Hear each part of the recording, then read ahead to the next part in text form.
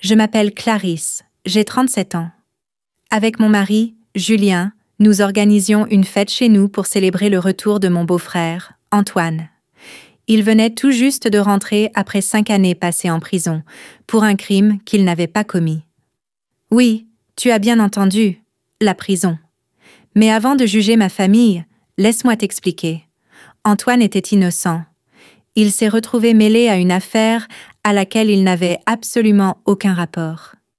Il a fallu 5 longues années de procédure pour prouver son innocence, mais enfin, il était libre. Tu peux imaginer notre joie à son retour. La fête battait son plein. Tout le monde riait, bavardait, portait des toasts. Antoine, au centre de l'attention, rattrapait le temps perdu et racontait des anecdotes de sa vie derrière les barreaux. Toute la soirée, il est resté près de ma fille, Laura. Avant toute cette histoire, ils étaient très proches. La maison résonnait de rires et de conversations animées. Un parfum de plats mijotés emplissait l'air. Quiche, fromage, vin rouge, baguettes encore tièdes. Nous goûtions un véritable festin digne des rois. C'était un moment de bonheur, de chaleur, d'unité. Même après le départ des invités, nous restions éveillés, débordant d'émotions. Nous étions reconnaissants à la vie. Antoine était de retour parmi nous, vivant, souriant, malgré les injustices. La vie reprit son cours habituel, et il semblait que la tragédie familiale appartenait enfin au passé. Mais, hélas, ce sentiment de paix ne dura pas longtemps.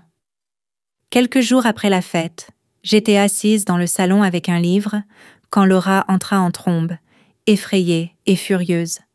Je reposai aussitôt mon roman et me précipitai vers elle, le cœur battant. « Laura, qu'est-ce qu'il se passe ? Tu as l'air terrorisée. » Elle haletait, des larmes plein les yeux. « Maman, j'ai trouvé quelque chose. Une caméra cachée, dans le pot de ma plante. » Mon cœur se serra. Un frisson me parcourut tout le corps. Une caméra, dans la chambre de ma fille. Le sang me monta à la tête, mais pour Laura, je devais rester calme. Nous courûmes dans sa chambre. Mes pensées s'entrechoquaient, et là, au milieu des feuilles de sa plante préférée, une minuscule caméra. Une intrusion étrangère dans son intimité. Depuis combien de temps était-elle là ? Dégoût, peur, colère, tout m'envahit à la fois. J'appelai immédiatement Julien, la voix tremblante. « Julien, tu ne vas pas y croire. J'ai trouvé une caméra cachée dans la chambre de Laura. Il faut agir tout de suite. » Julien était à la fois inquiet et hors de lui. « J'arrive tout de suite, Clarisse. On ne laissera pas passer ça. Notre fille a droit à son intimité. Celui qui a fait ça devra rendre des comptes, dit-il d'une voix dure. Pendant que nous attendions Julien, Laura s'était blottie contre moi. Ses larmes trempaient ma chemise. Elle se reprochait de ne pas avoir remarqué la caméra plus tôt. Je la rassurai doucement. « Tu n'as rien fait de mal, ma chérie. Ce n'est pas ta faute. Je suis là. On va traverser ça ensemble. » Quand Julien arriva, la même rage brûlait dans ses yeux que dans les miens. Nous examinâmes la caméra avec attention, espérant y trouver un indice. C'était une trahison douloureuse, notre maison, notre refuge, violée. Nous savions que nous devions agir vite pour protéger Laura et retrouver la sérénité. S'il y avait une caméra, il pouvait y en avoir d'autres. « Ne t'inquiète pas, Laura, » dis-je. « On ne s'arrêtera pas tant qu'on n'aura pas découvert qui a fait ça. »« Merci, maman. » « Est-ce que je peux dormir dans la chambre d'amis ? Je ne me sens plus en sécurité dans la mienne. »« Bien sûr, ma chérie. Fais ce qui t'aide à te sentir bien. Je suis tellement désolée que tu aies eu à vivre ça. » Laura partit dans la chambre d'amis, encore bouleversée par le choc. Je ne pouvais pas me défaire de l'idée qu'il s'agissait d'un acte malveillant. Qui pouvait faire une chose pareille ? Nous décidâmes de visionner les enregistrements, de rassembler des preuves, et, si nécessaire, d'aller à la gendarmerie. On ne pouvait pas laisser quelqu'un s'en prendre à notre famille. Je tremblais, mais le fait que Julien et moi agissions ensemble m'apportait un peu de réconfort. Nous étions assis dans le salon, silencieux, accablé par le poids de la situation. Une seule question tournait dans ma tête. Qui avait pu cacher cette caméra dans la chambre de Laura? Encore et encore, un seul nom revenait. Antoine. J'abordais le sujet avec prudence, en essayant de garder ma voix posée. C'est difficile d'ignorer les coïncidences. La caméra a probablement été installée pendant la fête de famille. Qui en avait la possibilité? Antoine. Clarisse. Tu ne penses quand même pas que c'est lui? Oui, il a eu des ennuis, mais ce n'est pas un détraqué. C'est mon frère, s'exclama Julien. Je comprenais sa réaction. Les liens du sang sont puissants, et il est presque impossible de soupçonner un proche d'un tel acte. Mais les faits pointaient vers Antoine.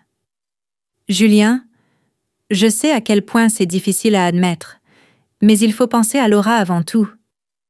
Antoine a passé la soirée collé à elle. Il vient juste de sortir de prison. Les gens changent, parfois. On doit rester vigilant. Julien semblait accablé, partagé entre la loyauté fraternelle et les doutes qui le rongeaient. Finalement, il hocha la tête et murmura, la voix lourde. « Je ne veux pas y croire, Clarisse. Mais les coïncidences sont trop troublantes. Il faut savoir la vérité, pour Laura. » L'idée de parler à Antoine était douloureuse, mais inévitable. La sécurité de notre fille passait avant tout. Nous décidâmes d'agir avec prudence. Les jours passèrent, et Julien se débattait avec ses doutes. Cette tension empoisonnait peu à peu sa relation avec son frère. Une ombre pesante planait sur toute la famille. Dans ma tête germait un plan, risqué, mais nécessaire pour découvrir la vérité. Je le partageais avec Julien, organiser un nouveau dîner familial. Pensez, Julien, si quelqu'un a caché cette caméra, il essaiera peut-être de la récupérer. Ce sera notre chance de le surprendre. Julien hésita, partagé entre la fidélité et la nécessité d'agir. Mais voyant ma détermination, il finit par accepter. Il fallait essayer avant que la police ne s'en mêle. C'était une décision difficile, mais indispensable pour notre famille. J'appelai Camille, la femme d'Antoine, et lui proposai un nouveau dîner. « Salut Camille! On se disait qu'on pourrait tous se revoir, tu sais. Vous seriez disponible ce week-end » Sa réponse fut étonnamment enthousiaste. Elle accepta avec un enthousiasme inhabituel, presque suspect, mais je me dis qu'elle était simplement heureuse de revoir tout le monde. La préparation de cette soirée remplit notre maison d'une tension palpable.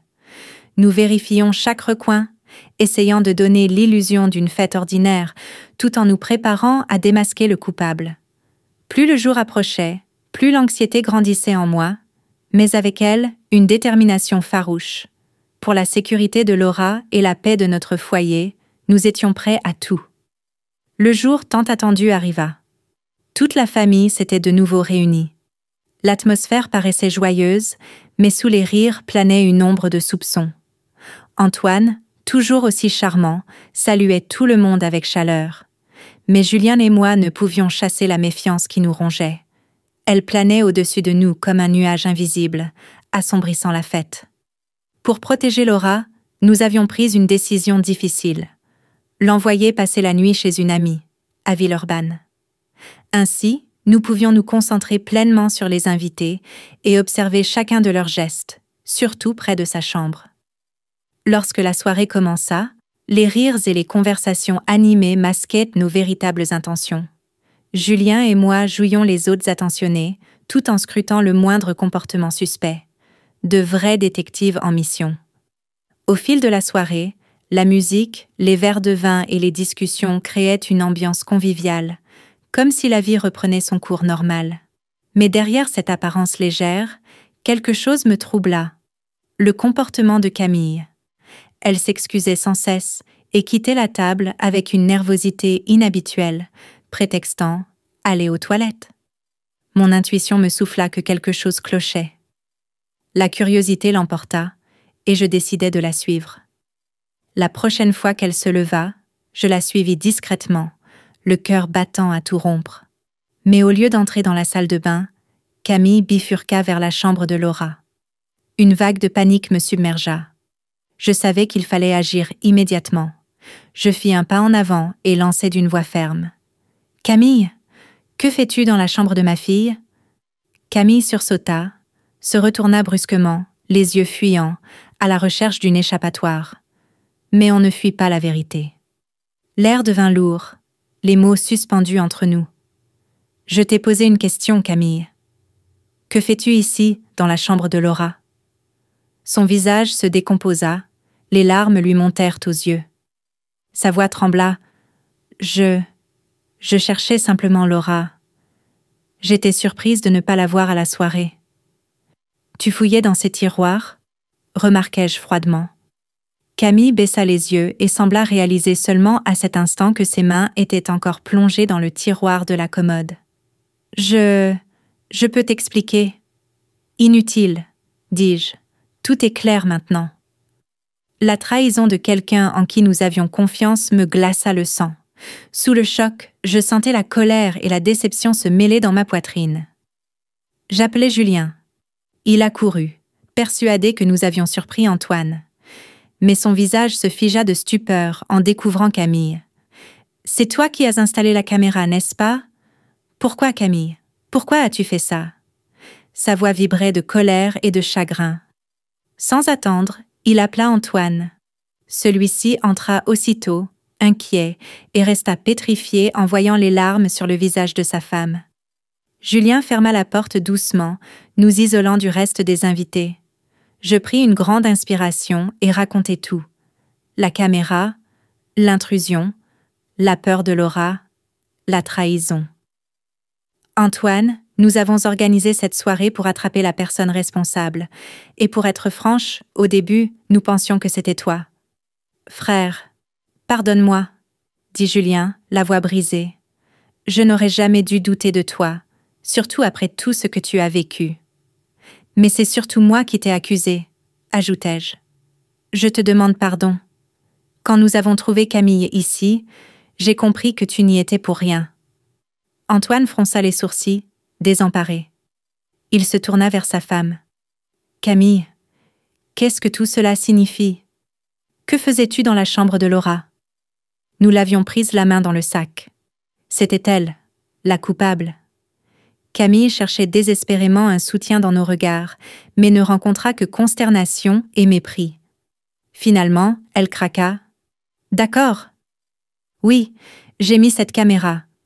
Et je suis venue la récupérer. »« Ça, on le savait déjà, » lança Julien d'un ton sec. « Mais pourquoi ? » ?»« Parce que je suis jalouse, » s'écria-t-elle. L'aveu tomba comme un coup de tonnerre, révélant toute sa faiblesse et sa rancune. Elle finit par tout admettre. Lors du premier dîner, Antoine avait passé beaucoup de temps à parler avec Laura, à rire, à lui poser des questions. La jalousie de Camille s'était enflammée. Pourquoi cette nièce recevait-elle tant d'attention, tant de douceur ? Antoine, bouleversé, laissa éclater sa douleur. « Camille, tu sais très bien que j'aime Laura comme un oncle. Je voulais juste m'assurer qu'elle allait bien. C'est tout. »« Mais tu ne faisais que la complimenter, » protesta-t-elle. « Je me disais qu'il y avait quelque chose en elle, quelque chose que je n'ai pas. »« Alors tu es en colère parce que je suis fière de ma nièce ? Sérieusement ? C'est de l'amour familial, rien d'autre. Et toi, tu as fait une chose impardonnable. Je ne te reconnais plus. » J'intervins, glacial. « Dis-moi franchement, qu'espérais-tu trouver avec cette caméra ? Je voulais comprendre comment elle vivait. Peut-être que si je lui ressemblais davantage, je deviendrais, moi aussi, importante pour Antoine. Je voulais juste qu'on m'aime, qu'on me voie. »« C'est insensé, Camille, jalouser une adolescente, » s'emporta Antoine. Le silence qui suivit était lourd, presque étouffant. Enfin, Julien déclara fermement. La fête est terminée. J'acquiesçai. Oui. Après ça, impossible de faire semblant. Quand tous les invités furent repartis, nous restâmes seuls, tous les trois. Je perdis mon calme. Les mots jaillirent, tranchants. Mais qui peut faire une chose pareille ? Placer une caméra dans la chambre de sa propre nièce, c'est de la folie. Antoine était anéanti, les épaules affaissées, le regard vide. Il ne pouvait pas croire que sa femme ait pu faire ça. Je le comprenais. Moi aussi, j'aurais été brisée si mon conjoint avait commis un tel acte. Quand les émotions furent retombées, le silence envahit la maison. Notre foyer, autrefois si paisible, avait été souillé par la trahison d'une seule personne. Le lendemain, Laura rentra à la maison. Je dus lui dire la vérité. Ses yeux se remplirent de larmes en apprenant la nouvelle. La pauvre enfant n'arrivait pas à croire qu'un membre de la famille ait pu faire une telle chose. « Maman, jamais je n'aurais imaginé ça, surtout de la part de Camille. » Je hochai la tête. « Je sais, ma chérie, elle a franchi toutes les limites. » Je la pris dans mes bras, sentant ses larmes sur mon épaule. « Nous irons jusqu'au bout, Laura. Nous allons porter plainte. Camille doit comprendre la gravité de ce qu'elle a fait. » Entre deux sanglots, Laura demanda « Et Antoine, comment il va ?» Je soupirai, le cœur lourd. Honnêtement, il est détruit. Comment fêter sa liberté quand la femme qu'il aime s'avère capable d'une telle chose? Ils vont divorcer? Je ne sais pas, ma chérie, mais une chose est sûre. Nous irons jusqu'au commissariat et ferons en sorte que Camille ne puisse plus jamais t'approcher. Tu es en sécurité maintenant. C'est tout ce qui compte. Le lien avec Antoine était désormais brisé. Cette trahison avait laissé une cicatrice profonde dans notre famille. Le silence entre nous était devenu un rappel douloureux de la manière dont la jalousie peut détruire des vies. Mais nous avions pris une décision. Reconstruire. Nous allions nous accrocher à ceux qui nous aiment vraiment. Le chemin serait long, difficile. Mais nous y arriverons. L'amour de notre famille nous aidera à surmonter cette épreuve.